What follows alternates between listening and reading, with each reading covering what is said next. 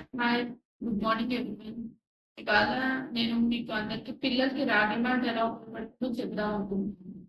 రాగి మాల్ట్ అంటే రాగి జావ. ఇది యాక్చువల్‌గా దీంట్లో హై ఐరన్ కంటెంట్, ఫైబర్, పీచు పదార్థం, అంతేకాకుండా ఇంకా గుడ్ సోర్సెస్ ఆఫ్ కాల్షియం ఉన్నాయి.